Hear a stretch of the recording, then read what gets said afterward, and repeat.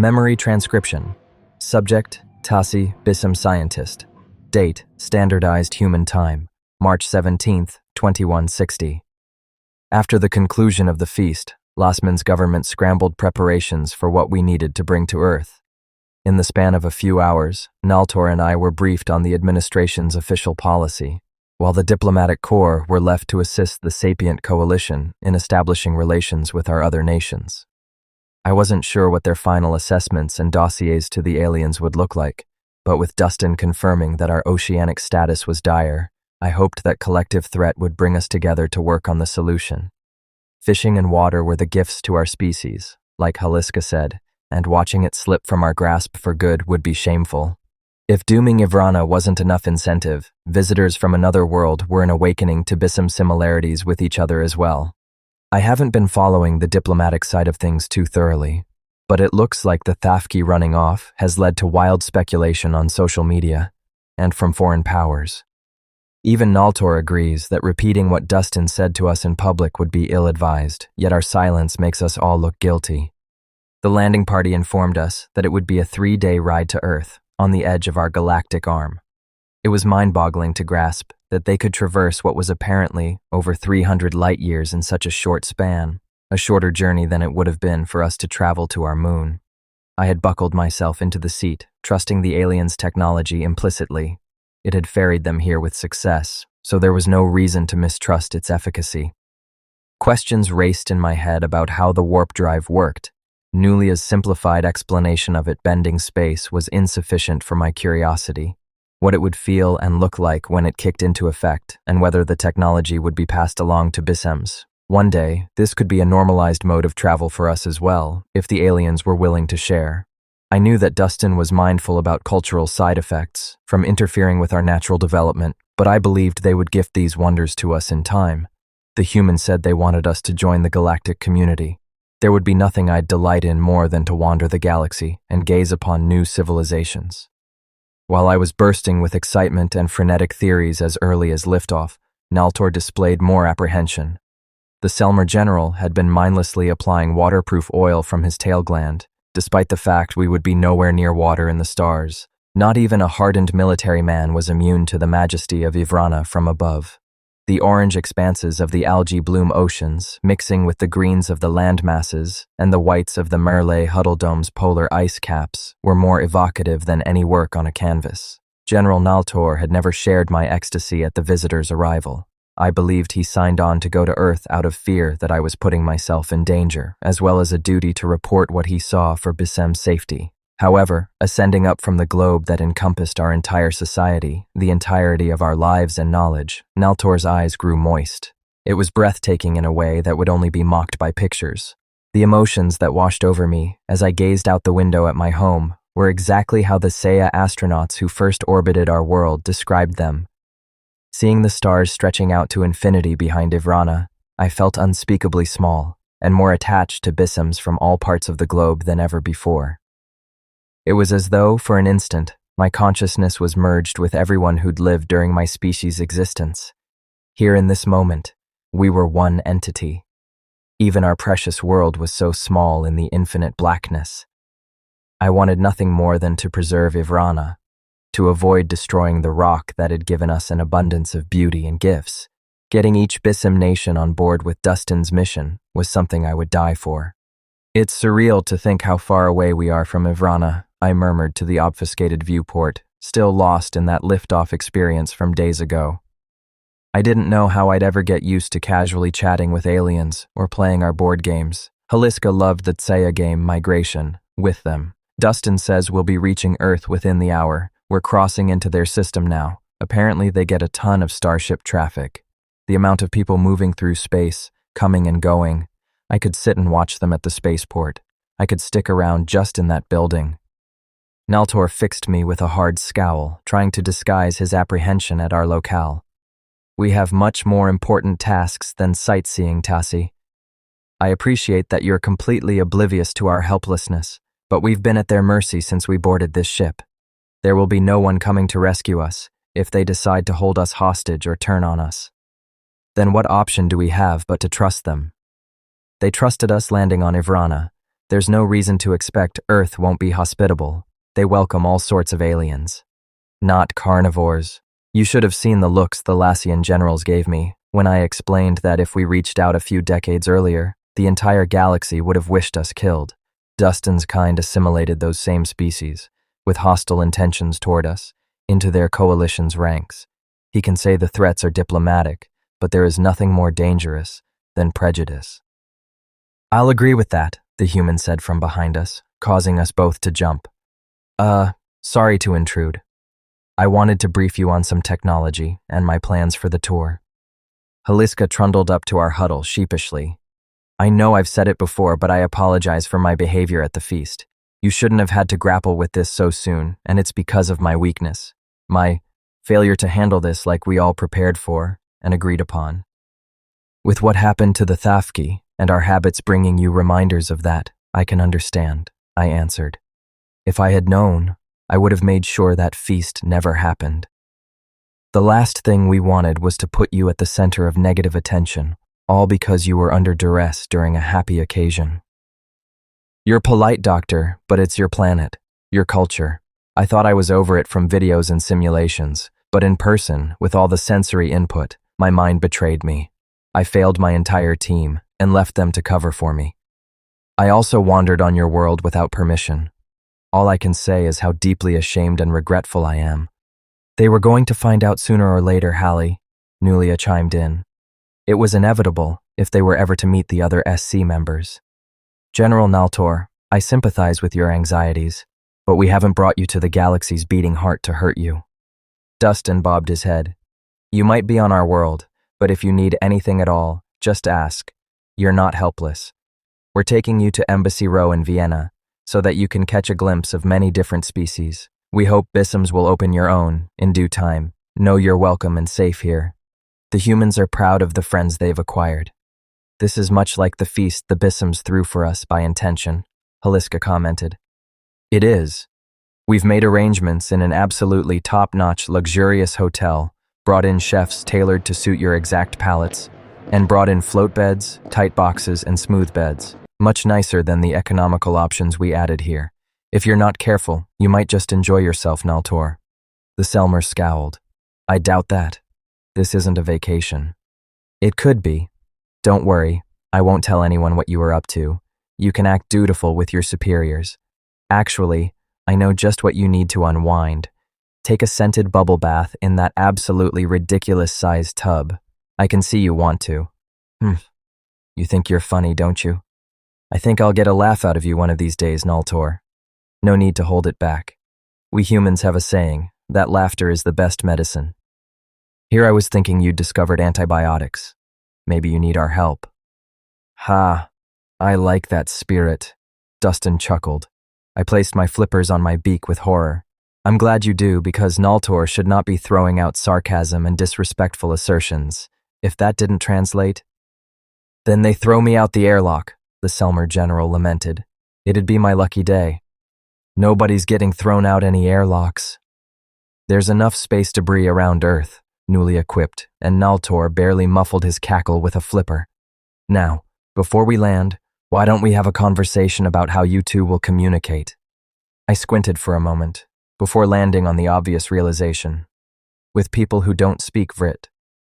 I thought you had separate translator implants, though. We do. That's what we wanted to talk about. Naltor's brief glimmer of personality waned as Haliska grabbed what looked like a dart gun. The general flinched, finding himself worried once more about the aliens' intentions.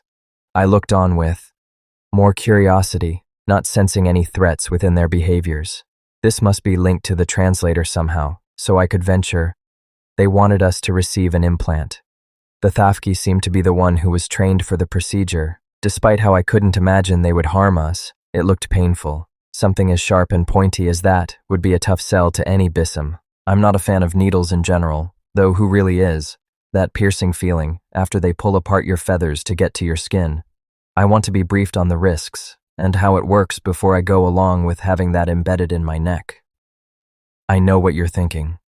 That's the portable ones. The machine at the doctor's purposefully look much less aggressive, Dustin said.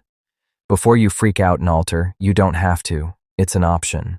The concise version is, the people on Earth won't speak your language. They'll be able to understand yours from our database, but you won't be able to hear theirs. I drew a deep breath. I believe what the aliens are saying is that if we go forward without this, it'll be a one-way conversation. Or these three will have to be our messengers. We have audio translators that can spit out words in another language. It'd be inconvenient and slower, but you can have physical, external machines pass along words in Vrit, Nulia answered. Dustin pursed his lips. The translator implants provide a seamless conversion as you process the words you're hearing. Instantaneous. You'll be able to have it removed or turned off at any point. This isn't a permanent decision, or one that presents any risks to your welfare. The procedure is quick and non-invasive. It's our recommendation for the best experience with the multitude of languages, foreign and human, that you'll encounter on Earth, Haliska added. All three of us have one. Nalter stared at the floor, face contorted in a grimace. You can't be asking me to stick alien technology right next to my brain. You outright said it messes with my brain. You could control me, like a damn horror movie. That's not how that works. But if that was our intention, we could have done it by force, Dustin remarked. We only want to help you with this visit and all diplomatic interactions. Being able to understand our language means you won't be shut out from our broadcasts and data. You're trying to tell me it could be valuable to Lassman. And to FAI, I replied. Dustin's right. For me, the opportunity to engage with aliens and their media is too great to pass on. It opens the door to watch their movies, listen to their songs, chat with them, everything about their culture, at our flipper tips. Tassi, you're being reckless. Whatever you think of their intentions, it's untested on Bissams. I don't care. You can do what you want, Nalter, but I'm here to learn about them. I trust them. Please, just get it over with quickly, Haliska. The Thafki nodded, approaching me with caution. I noticed her nerves returning as she moved into close proximity to me. Was it a genuine concern in her mind that I might eat her if she drew too near? I wasn't sure how I'd ever wrap my mind around that. Perhaps I could take a look at historical records after receiving the implant and see how people from the time spoke about meat-eaters. I closed my eyes, blocking out the alarmed expression on Naltor's features. There was no telling what this would feel like and how it'd interface with my biology, but the risks were beyond worth it to me. Other FAI scientists would be envious of the position I'd been placed in. I just don't want to see it coming, or have to brace for it. Sit still, so I don't spook Hallie and have anything go awry. There was a strange electric sensation, as if something was numbing the nerves. It was unsettling and peculiar, but not painful. I could hear Naltor squawking with disgust, and his webbed feet smacking the floor in alarm. Something tickled right beneath my skin, as though a small piece of film was applied against it. The area went frigid with the sudden absence of any sensation, and it was as though nothing was there. I couldn't feel anything at all. That couldn't have been the entire injection from that giant drill. It hadn't stung in the slightest, contrary to what I imagined. Haliska pressed a sticky patch to my neck, covering a gash. Soft digits tapped my shoulder, causing my eyes to blink open. Hey Tassi, you did great. It's all over. Tell me, do you understand what I'm saying now? The last words were guttural barks that I'd never heard before, accentuated with hisses and drawn-out sounds. I could hear the distinction between Dustin's words in Vrit and these in what must be his native tongue. However, it was as though I understood them retroactively. The meaning was placed into my mind, as if someone was editing my interpretation live. It was disquieting to feel an outside force tampering with my experience of consciousness, and it took me several seconds to adjust to that alien sensation. How did the first contact team, or anyone who accepted these machines, get used to this? I understand you, I croaked. Perfectly. Don't worry, you get used to it after a brief adjustment period. Dustin placed a hand atop my flipper, still speaking in his human language. You won't even notice it after a few hours. Pinky promise. The main caveat is, while it's decent at semantic translations, it can be a little off at times. What the fuck is he saying? Naltor spat. Tassi, is he giving you instructions for your new life as a mindless drone? I rubbed the injection site with a flipper. The feeling, it's like there's a disconnect between what I hear and what I think. Dustin just said I'll adjust to it after a few times, and that it uses semantic translations. He said all that? Really? Hear for yourself, Haliska murmured. Unless you want to spend every conversation wondering what's being said. I watched you drill in her head like you were boring a hole to Ivrana's core. I don't know how she wasn't screaming. My eyes narrowed at that description. Believe it or not, it didn't even hurt, Naltor. It just tickled. I still feel like myself, and it seems to work. How do you know if you're still you, Tassie? That's the entire fucking point. I recognize your fear, but it's time to move on. Lasmin, Ivrana is counting on us both. We're representing our whole species on our first steps off-world, so I'd say communicating is pretty damn important. Like Dustin said, if they wanted to harm us, they could have ambushed us.